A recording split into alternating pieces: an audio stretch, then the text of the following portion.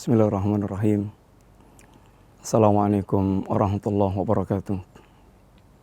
Innal hamdalillah nahmaduhu wa nasta'inuhu wa nastaghfiruh wa na'udzu billahi min shururi anfusina wa min sayyiati a'malina.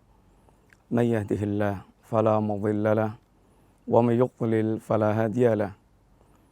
Asyhadu an la ilaha illallah wahdahu la syarika lahu wa asyhadu anna Muhammadan abduhu wa rasuluh la nabiyya ba'dah. Allahumma salli wa sallim wa barik ala nabiyyikal mustafa wa ala alihi wa sahbihi wa man tabi'ahum bi ihsanin ila yaumiddin.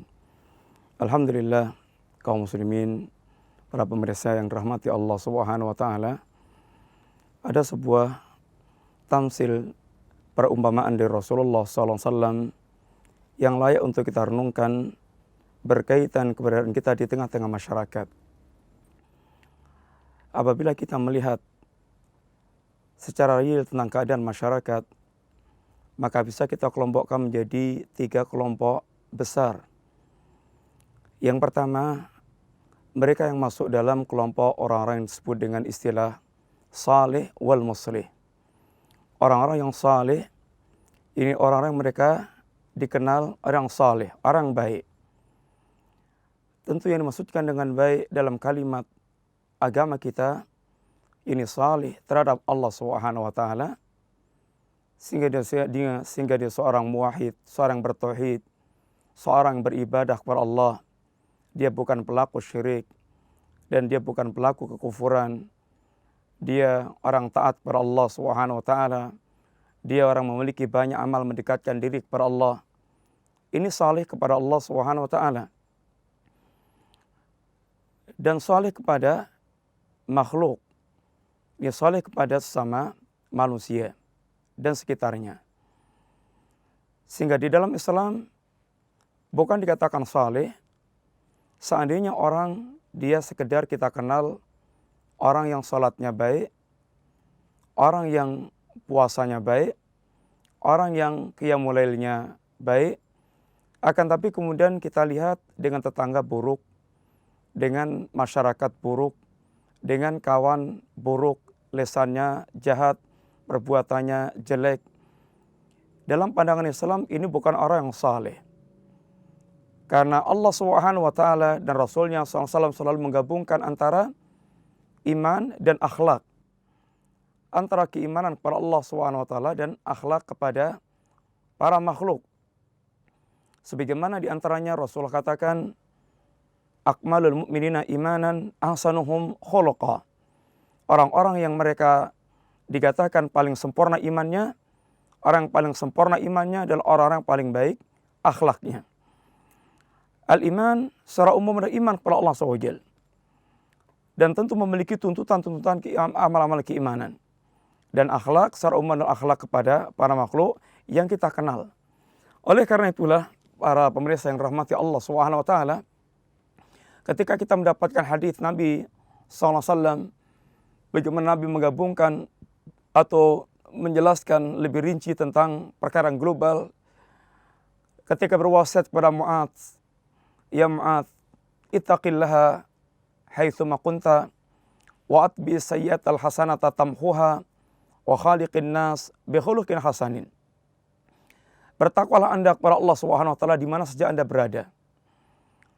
Ikutilah perbuatan jelek Anda dengan perbuatan baik. Ini saya perbuatan baik ini akan menghapuskan perbuatan yang buruk. Wa khaliqin nas bi khuluqin hasanin. Dan berakhlaklah Anda kepada manusia dengan akhlak yang baik. Tentu saatnya kalau kita tanya, bukankah akhlak merupakan bagian ketakwaan? Tentu setiap kita akan menjawab, iya, akhlak merupakan bagian dari ketakwaan. Akan tapi kenapa dipisahkan Rasulullah SAW dalam nasihat tersebut?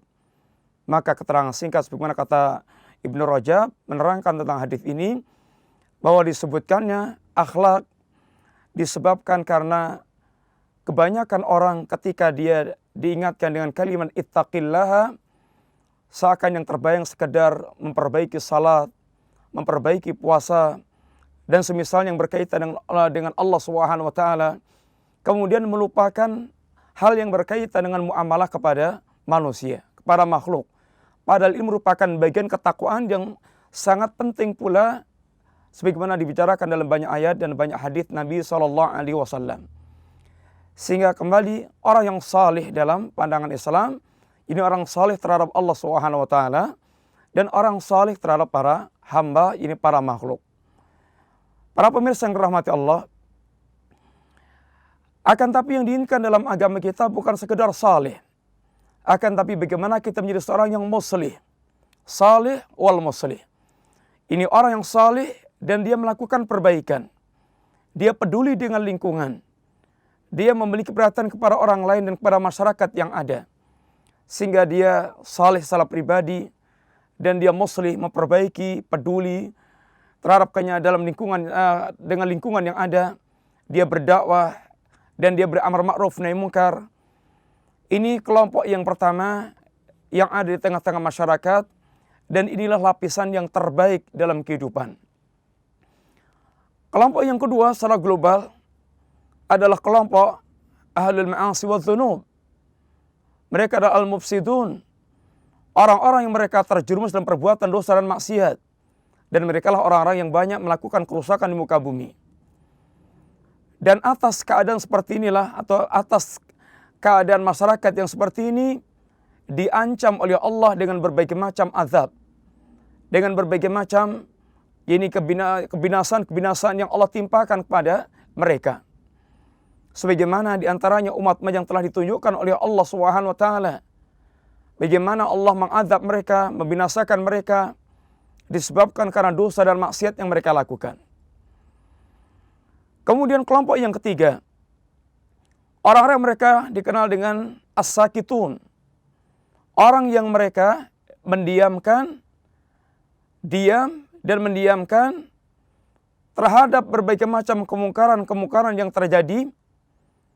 Dia tidak memberikan pembelaan, dorongan, dan dukungan terhadap kelompok yang pertama yang berdakwah dan melakukan gerakan dakwah dan beramar ma'ruf nahi munkar. Tidak pula dia mengingkari pada kelompok yang kedua yang tenggelam dalam perbuatan maksiat dan dosa. Kaum muslimin yang rahmati Allah Subhanahu wa taala, dua kelompok yang terakhir, yang kedua dan ketiga ini terancam dan masuk dalam golongan orang mereka dikenal dengan mal'unin, orang-orang yang dilaknat oleh Allah Subhanahu wa taala. Sebagaimana diungkapkan Allah dalam ayat Allah yang mulia, lu'inal ladzina kafaru min bani Israil ala lisani Dawud wa Isa bin Maryam dzalika bima asaw wa kanu ya'tadun kanu la yatanahawna an munkarin fa'aluh.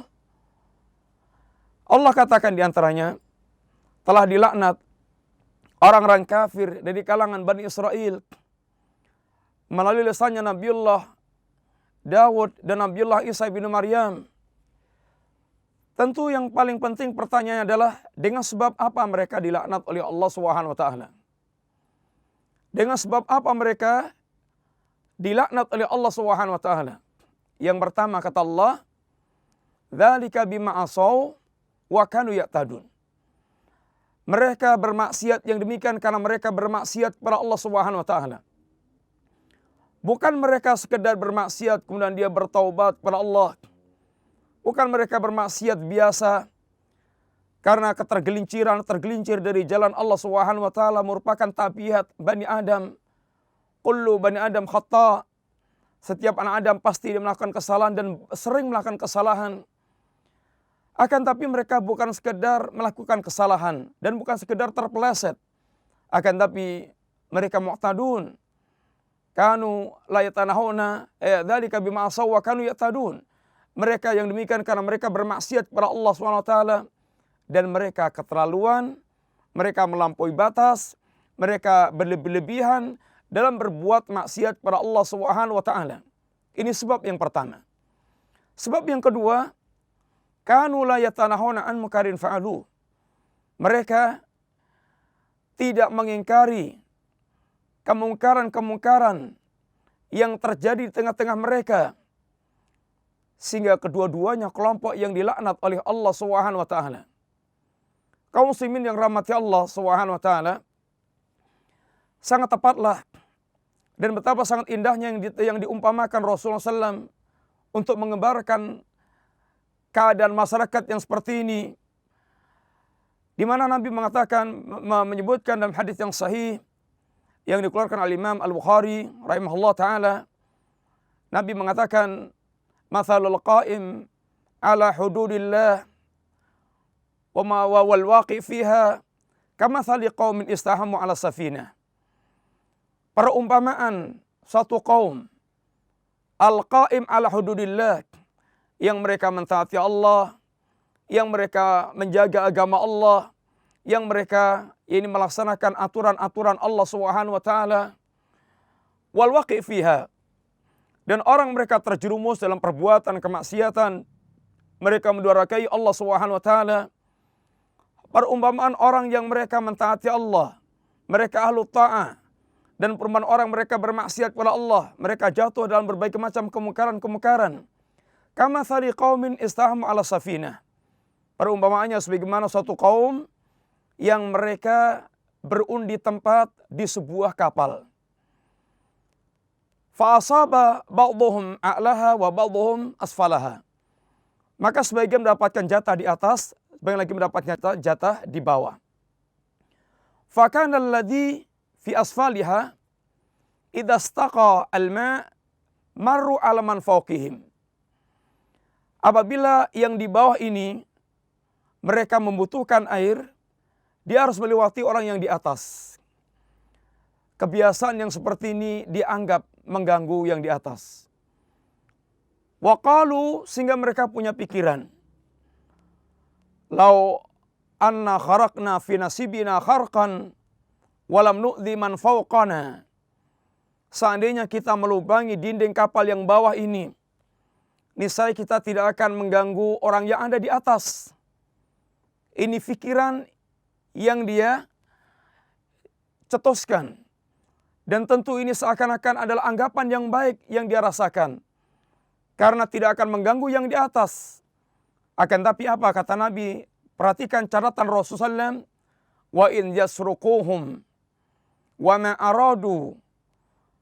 Apabila mereka membiarkan keinginan orang tersebut, dia biarkan keinginannya, mewujudkan apa yang diinginkan tersebut, halaku jami'an, ini saya akan tenggelam semua penumpang kapal tersebut. Wa in akhadhu ala aidihim, akan tapi seandainya orang-orang itu mencegah, menahan, melarang apa yang mereka inginkan, najau wa najau jami'an, niscaya mereka akan selamat dan akan selamat pula yang lainnya. Para pemirsa yang dirahmati Allah Subhanahu wa taala, itulah gambar yang sangat indah, gambar yang sangat sempurna yang digambarkan Rasulullah sallallahu alaihi wasallam. Jadilah Anda dan kita kelompok yang pertama, orang yang salih wal muslih. Dan sungguh keselamatan kehidupan bergantung kepada kelompok yang pertama. Yang pertama ini tentunya setelah keutamaan dan fadilah dan rahmat dari Allah Subhanahu wa taala, maka adalah kita bagaimana bersama-sama untuk bisa menjadi kelompok yang pertama, salih wal muslih, dan tidak mendiamkan berbagai macam perbuatan kemungkaran dan kemaksiatan yang terjadi di tengah-tengah masyarakat. Sehingga janganlah kaum muslimin dia bersikap apatis, dia membiarkan kenyataan yang ada berkembang apa adanya. Hendak akan tapi tidaklah tergerak untuk dia berusaha untuk menjadi orang baik, sekaligus memperbaiki kenyataan dan keadaan yang ada. Insyaallah pembicaraan tentang sebab apa yang menyebabkan hancurnya kehidupan masyarakat akan kita sampaikan pada pembicaraan kita yang akan datang bismillah. Mudah-mudahan manfaat. Wassallallahu ala nabiyyina Muhammadin wa ala alihi wa sahbihi wasallam. Assalamualaikum warahmatullahi wabarakatuh.